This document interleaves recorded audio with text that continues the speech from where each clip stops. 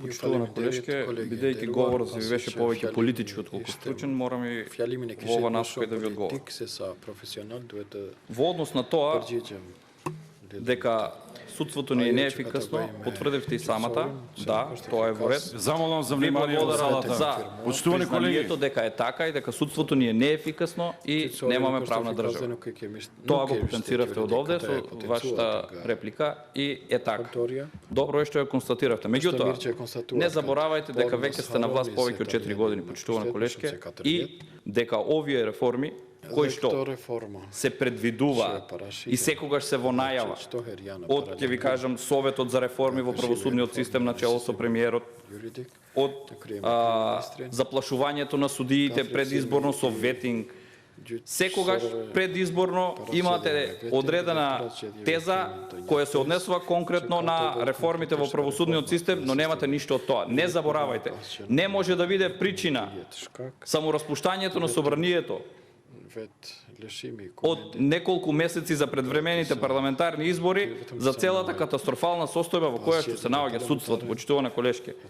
Туку мешањето на извршната власт од типот, цитирам, премиерот Зоран Заев вршеше притисок врз мене да влијам на одредени членови на судскиот совет за смена на еден председател на суд, кажа денес градоначалникот на општина Сарај, господинот Блерин Беџети.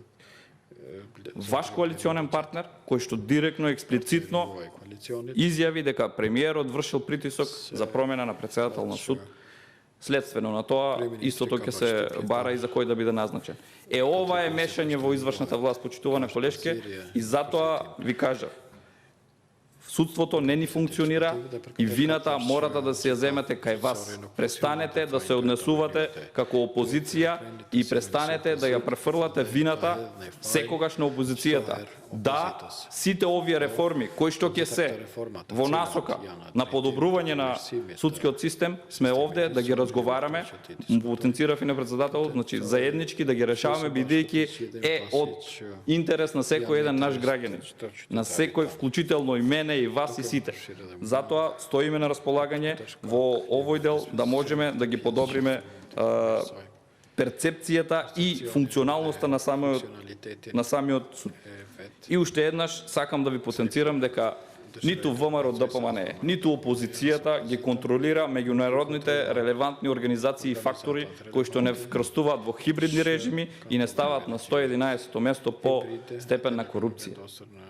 Ниту е ова од нас, од опозицијата овде, ова се релевантни институции и фактори, Стејт департментот исто така има сериозни критики во овој дел, тие се добронамерни. Треба да се запрашаме за што станува збор и сите заеднички да ги решиме. Меѓутоа, одговорноста е на мнозинството и на власта која што во моментот има ставено шака, дланката е ставена на судството и судството не може да дише со сите оние аргументи и докази кои што ги презентиравме, а секако верувајте, извештајот за 2020 година ќе стигне овде за месец-два, ќе го разгледуваме и да видиме какви подобрувања има во однос на овој извештај. Ви благодарам.